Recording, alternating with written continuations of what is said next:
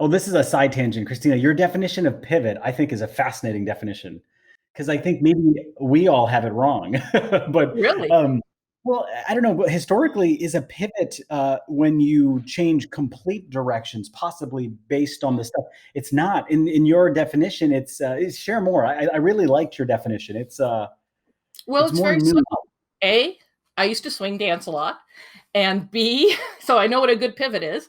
And B, I was part of very early lean startup. I mean, I remember being Mhm. at a Web 2.0 conference in New York, sitting next to this dude complaining about a speaker. And the dude was Eric Ries. And we just ended up, talking a lot, reading each other's work. I went, I spoken at the lean startup conferences.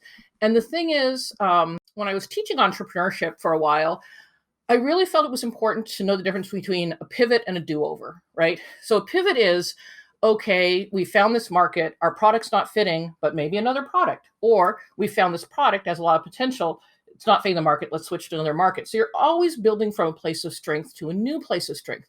However, if your product sucks and your market sucks, do over, right? That's the only Yeah. possible answer. And I think that too many people are using pivot as a way of saying, we're not succeeding, we've got to change. And that's throwing away the baby with the bathwater, in my opinion, unless you don't have baby, and then it's just bathwater. It's the nuance of the division, which I think is powerful. Like you have to acknowledge as a team when you are doing things over. This didn't work, and so Yeah. we're going to try something completely new. But the pivot, when I was reading your writing, it really lent to the learning organization. Like Yeah. as you take these inputs, you have to pivot. If you're not pivoting, you're not really navigating with the times. And so I found that as a really powerful concept.